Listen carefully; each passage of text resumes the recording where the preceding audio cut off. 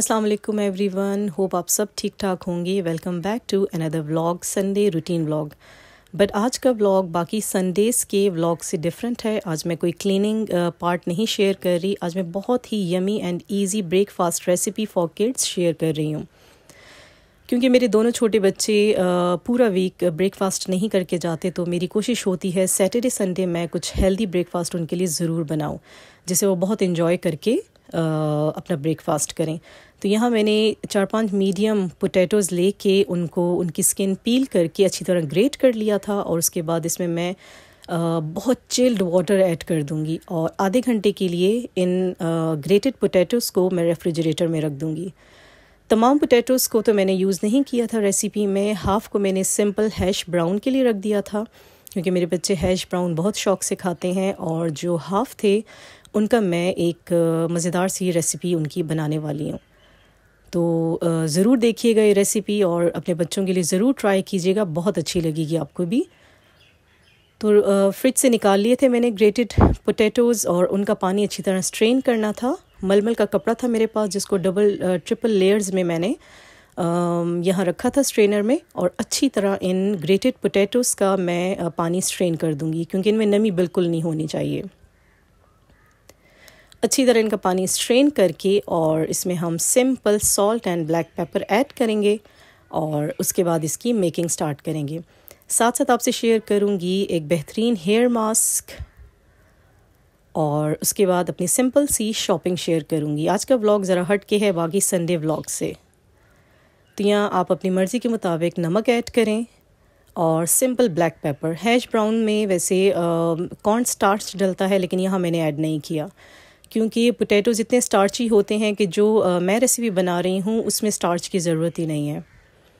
तो इसी स्ट्रेनर में अच्छी तरह मिक्स करने के बाद मैं इनको फटाफट कुक होने के लिए रख दूँगी। एक बहुत ही हेल्दी ब्रेकफास्ट ऑप्शन है ये, क्योंकि महादिशाल दोनों अंडा खाने से बहुत घबराते हैं। ये वही देसी घी है जो मैंने लास्ट व्लॉग में घर में ही बनाया था, और इसको मैंने एक प्यारे से बर्तन में शिफ्ट कर दिया है, और अब इस देसी घी को हम डिफरेंट रेसिपीज़ में आराम से यूज़ कर सकते हैं। तो यहाँ थोड़ा सा मैंने देसी घी डाला और ये ग्रेटेड पोटैटोज़ डाले। अच्छा, यहाँ मुझसे मिस्टेक ये हो गई कि मैंने पोटैटोज़ को फैला दिया था। इनको फैलाना नहीं है, थिन लेयर नहीं तो आएगी, इसकी लेयर को थिक रखना है। जितना ये कंबाइन रहेंगे उतना अच्छा है, मज़ेदार। फिर फ्लिप होता है, जो एक साइड इनकी कुक हो जाएगी तो वो आराम से फिर फ्लिप होगी सेकंड साइड कुक करने के लिए। साथ साथ कुछ और भी काम थे। इस दफ़ा अनियन बहुत ज़्यादा स्मॉल साइज़ के अनियंस आ गए थे, तो अपने पूरे वीक को मैनेजेबल करने के लिए, कुकिंग को इजी करने के लिए सोच रही थी बैठ के सब कुछ छील के और एक बॉक्स में मैं सेव कर लूँ, क्योंकि ऑन द स्पॉट इतने छोटे अनियंस को छीलना और बहुत सारी क्वांटिटी में छीलना बहुत ज़्यादा मुश्किल लगता है। तो एक साइड इसकी कुक हो गई थी पोटैटोज़ की, अब इनको फ्लिप करना था। तो यहाँ बस मुझसे मिस्टेक ये हुई थी कि मैंने इन ग्रेटेड पोटैटोज़ को फैला दिया था। फैलाना नहीं है, इनको कंबाइन जॉइन करके रखना है ताकि आराम से फ्लिप हो सकें। सो इनको फ्लिप करके दूसरी साइड को भी थोड़ा सा कुक करेंगे, और उसके ऊपर फिर हम लोग एग्स डाल देंगे। मेरे बच्चे अंडे शौक़ से नहीं खाते, और जर्दी तो बिल्कुल भी शौक़ से नहीं खाते। यहाँ ये दोनों अपने ही किसी काम में बिज़ी हैं, बीड्स लेके बैठे हुए हैं और सीविंग बॉक्स पूरा लेके बैठे हुए हैं। आई डोंट नो, ब्रेसलेट्स बना रहे थे, लॉकेट्स बना रहे थे, क्या कर रहे थे, और मैं बिज़ी थी इनका ब्रेकफास्ट बनाने में। तो 2 एग्स मैंने डाल दिए ऐसे। उसके ऊपर नॉर्मली आप नमक डालें, थोड़ी सी ब्लैक पेपर डालें, और लेकिन मैंने जर्दी इसकी तोड़ दी थी, क्योंकि मेरे बच्चे अंडे की जर्दी नहीं खाते। आप इसी तरह स्टीम इसको बनाएं तो बहुत मज़े की अंडे के ऊपर लेयर आ जाएगी, और इसी तरह खा सकते हैं। जिनके बच्चों को जर्दी पसंद है वो इसी तरह खा सकते हैं। सो जर्दियों को मुझे यहाँ कुक करना पड़ा था। ट्राई ज़रूर कीजिएगा, एक दफ़ा ज़रूर ट्राई कीजिएगा मेरे कहने पे। बहुत ही मज़ेदार रेसिपी है ये, बहुत सिंपल ईजी, और उसी वक्त गरम गरम खाने वाली है। ठंडी हो जाएगी तो मज़ा नहीं आएगा।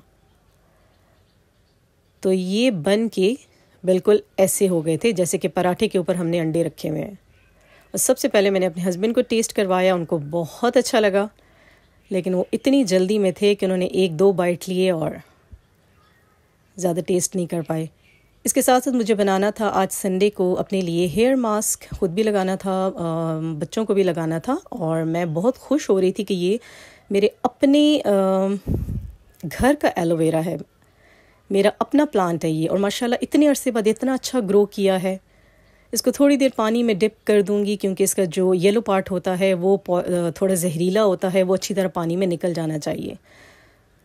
फिर इसका जो जेल है उसको अच्छी तरह चम्मच से सारा मैंने निकाल दिया था। छुरी से कट्स लगा के निकालना इजी नहीं लग रहा था मुझे, सो मैंने स्पून से अच्छी तरह इसको रगड़ के निकाल दिया था।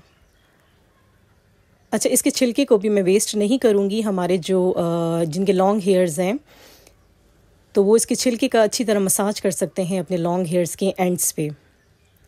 हैंड ब्लेंडर से जेल को ब्लेंड कर लिया और अब इसमें मैं डालूँगी simple coconut oil. Organic coconut oil है ये, मैं किसी भी कंपनी का नहीं लेती हूँ, घानी से ख़ुद निकलवाती हूँ। आमंड ऑयल, मस्टर्ड ऑयल और कोकोनट ऑयल, बहुत प्यारी खुशबू वाला और बहुत ही प्योर ऑयल है ये, बहुत प्यारे इसके इफ़ेक्ट आते हैं बालों पे। इसके बाद डालेंगे 1 टेबलस्पून हनी, बीट किया हुआ अंडा, क्योंकि अभी ये जेल बीट हो गया है तो इसको और ज़्यादा हमने बीट नहीं करना, नहीं तो बिल्कुल वो अजीब सा बालों में टिकेगा नहीं और बह जाएगा बालों से, इसलिए अंडे को मैं अलग बीट करूँगी। हाफ़ लेमन डालेंगे और थोड़ा सा दही ऐड करके हमारा हेयर मास्क रेडी हो जाएगा। हफ्ते में एक दफ़ा लाजमी ये मास्क मैं लगाती हूँ। बालों की फ्रिजीनेस, डैंड्रफ और जो बहुत डल बाल लग रहे होते हैं, बहुत इससे शाइनी, स्मूथ और सिल्की टच आता है। आई थिंक संडे को जहाँ हम इतने सारे कामों में बिज़ी होते हैं, स्पेशली मैं तो बहुत सारे क्लीनिंग आइटम में बिज़ी होती हूँ, लेकिन मैं पूरी कोशिश करती हूँ कि कुछ टाइम मैं अपने लिए ज़रूर निकालूँ। सेल्फ़ केयर भी हमारे लिए बहुत ज़्यादा ज़रूरी है, क्योंकि फिर ख़ुद को देख के खुद ही डीमोटिवेट होते रहते हैं और कोसते रहते हैं कि क्यों टाइम पे अपना ख्याल हम नहीं रखते। इसलिए बेहतर है थोड़ा सा टाइम निकालें, अपनी केयर करें। और ये मेरा अच्छा सा एक मास्क रेडी हो गया था जो हम सब अप्लाई करेंगे। इसके बाद मार्केट गई, कुछ मुझे ग्रॉसरी करनी थी और साथ साथ मुझे अपनी सिरेमिक जो मस्टर्ड पॉट मैं अपने लिए लाई थी उसके लिए मुझे आर्टिफिशियल प्लांट चाहिए थे, बट बहुत अच्छे वाले, क्योंकि यहाँ मुझे वो पॉट रखना था। और लाउंज का एरिया मेरा ऐसा है कि हर वक्त यहाँ मेस कर देते हैं बच्चे, तो यहाँ अगर मैं मनी प्लांट रखती या कुछ भी ऐसा प्लांट रखती तो वो अच्छा ना लगता। सो मुझे ये वाइट बंच और ये बहुत अच्छा लगा था ग्रीन लीव्स के साथ। और एक ऑर्गेनाइज़र ले लिया था, ये स्पेशली अपनी हस्बैंड की साइड टेबल पर रखने के लिए मैंने लिया था, ताकि उनकी तमाम चीज़ें इसमें ऑर्गेनाइज रहें, ग्लासेस, कीज़, मेडिसिन वगैरह सब कुछ। तो बहुत अच्छा लगा मुझे ऑर्गेनाइज़र। और क्रॉकरी आइटम में मैं ना जाऊँ और शॉपिंग ना करूँ, इट्स इम्पॉसिबल। आज मुझे ये फैंसी पॉट्स बहुत ज़्यादा अच्छे लगे, बहुत ज़्यादा। मुझे चाहिए था मस्टर्ड कलर, बट मुझे मिला डार्क ग्रीन कलर। अच्छा था, ये भी ठीक था, लिमिटेड ही कलर्स थे इसमें, बट मैंने फिर डार्क ग्रीन सिलेक्ट किया। मज़े की बात ये है कि अंदर इनके हॉट पॉट्स की तरह स्टील सारी लगी हुई है, जो कि बहुत बेस्ट है, क्योंकि मैं बहुत अवॉइड करती हूँ प्लास्टिक के बर्तन। या कांच यूज़ करें या स्टील यूज़ करें, प्लास्टिक को टोटली अवॉइड करें, स्पेशली जब हम लोग गर्म खाने वगैरह डालते हैं तो बहुत ही अनहेल्दी है। तो ये शीशे की लिड्स हैं इनकी और मज़ेदार एयर टाइट, और इनके अपने ऊपर लगने वाली ये नॉब्स कहना चाहिए, इनकी नॉब्स हैं ये। तो बड़े प्यारे राउंड शेप में है ये, हैंडल्स नहीं हैं इनके, और मेरे दिल को बहुत अच्छे लगे। सो मैंने फ़ौरन ले लिए कि गेस्ट आते हैं डिनर में सर्विंग के लिए बहुत अच्छे हैं, ये किसी भी पर्पस के लिए बहुत अच्छे हैं। तो ये थी मेरी सिंपल सी छोटी सी शॉपिंग। और पिलोज़ मुझे चाहिए थे, क्योंकि पिलोज़ जितने भी हों कम ही पड़ते हैं, अच्छी क्वालिटी के मिल रहे थे। पिलोज़ मैंने ले लिए थे, और इन पिलोज़ की तो क्या ही बात है, 6 मंथ में बिल्कुल फ्लैट हो जाते हैं, रिलायबल बिल्कुल भी नहीं होते। ओके जी, ये था मेरा संडे का व्लॉग। बाकी संडे व्लॉग से बिल्कुल हट के। अच्छा लगा तो लाइक, सब्सक्राइब एंड शेयर ज़रूर कीजिएगा। अल्लाह हाफिज़।